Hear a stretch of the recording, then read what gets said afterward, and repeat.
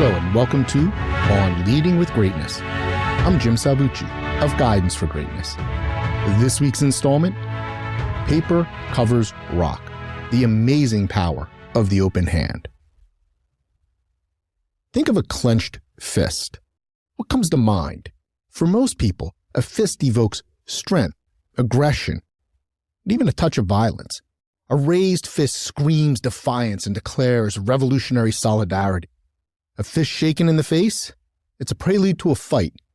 In our culture, fists are undeniably masculine. Men punch and women slap. So we imagine. Therefore, it's no surprise that bosses, as we conceive them, are more comparable to fists than open hands. Bosses want to exude an aura of toughness and uncompromising stance, the stereotypical hard-boiled, cigar-chomping autocrat. The Iron Man, red hot on the outside, but cool within. Like a boss, right? But what if those closed-fisted bosses, the no-nonsense, gruff-voiced bloviators, are at their core not cast iron, but something more malleable, like gummy bears? What if true leadership has nothing to do with the clenched fist at all, that in fact it takes more core strength to offer an open hand than to ball one up? What if the vulnerability of an outstretched hand requires more integrity, courage, and resolve than the imperious menace of a shaking fist? The Iron Fist of Ella. Meet Ella, a CEO with vast ambitions and an ego to match. In her time, she was a take-no-prisoners type who projected decisiveness and stability, a hard-charging boss in the traditional mode. Her people knew they could count on her to stake a position, no matter the situation, and right or wrong, she would not budge. Her ability to deflect blame was something out of a superhero movie. She never flinched. She never allowed herself to be vulnerable or even accessible. Nothing could ever touch her. Or so she thought. To her employees, Ella's commanding persona was as intimidating as it was enthralling. No one dared question her, let alone confront her. Once when a critical project started going sideways, her underlings worked secretly and tirelessly around the clock to get it back on track, rather than breathe a word to Ella that something was amiss. That's teamwork, right? Whatever you want to say about Ella, she certainly drove her subordinates to get the job done, no matter the odds. Granted, she motivated them through fear, but motivate she did. Loyalty to Ella was an absolute, or else. No wonder the board of directors deferred to Ella on every decision. Eventually, though, Ella's employees grew weary of the constant pushing, the impossible expectations, and the unrelenting grind. At first, it was just a few trickling out, but the flow quickened. Soon the place was hemorrhaging workers at a pace that outstripped the company's ability to hire replacements. Some took lower-paying gigs, even uprooting their families just to escape the iron fist of Ella. Even some newer recruits fled, and the quality of their replacements left much to be desired. Simply put, anyone with any ability quit, leaving only the incompetent as deadweight on the payroll. As for Ella, she was not perplexed or even troubled by the stampede, since her underlings were clearly lazy and ungrateful. Good riddance. Meanwhile, as staffing levels dwindled and replacement workers dawdled, Ella simply increased her own considerable workload to keep things going.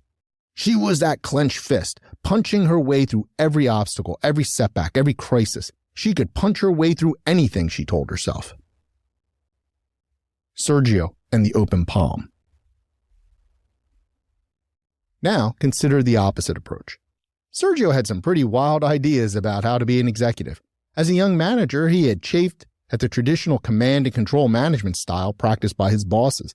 Closed fists, all. Sergio bucked their expectations, instead embracing openness and even vulnerability as he connected with his team and unlocked their potential. His iconoclastic leadership was anathema to his bosses, who subsequently made life hard for him. But his results were impossible to deny. Eventually, bolstered by that success, he moved on to a new company to serve as CEO. This one was in trouble, and Sergio's charge was to turn it around. Finally, he was free to implement his ideas fully. He struggled at first, though, to establish his preferred culture of openness and trust, since it was so opposite to the closed and broken culture he had inherited at his new company. Many of his people resisted the changes, but Sergio persisted. To make matters worse, the employees who remained had largely done so due to the fact that they had neither the drive nor the talent to find work elsewhere, the last underperforming remnants of a dysfunctional regime. Sergio had a lot to rebuild and a lot of trust to gain as he implemented his vision of a culture of openness. But as Sergio's ideas settled in and his approach took hold, something remarkable happened. By treating his people, inadequate though they seemed, with respect and trust, he unlocked their hidden and suppressed talents and intrinsic motivations. These folks weren't substandard at all. They had just grown used to being underestimated and dismissed. Sergio preached and practiced the principles of radical candor and radical transparency, and they caught on. His company became a place where problems were addressed directly and solved collaboratively. Nothing was hidden. He made it clear that even his missteps as CEO were to be called out. Team members who spoke truth to power were rewarded with praise, bonuses, and even promotions. Sergio led with his palm open and outstretched like a servant. Against all odds, Sergio reversed the company's course. As his reputation for values-based leadership and open communication spread, recruitment became easier. He even got to hire back some of the people who had defected from his predecessor. Highly skilled and experienced professionals all. One day, a few shared with him that they were surprised the company had survived, seeing how long it took the board of directors to wise up to Iron Ella's incompetence. Paper covers rock. Our society insists on perpetuating the image of a great manager as an uncompromising tough guy, ruling through sheer force of presence and will, fear and intimidation.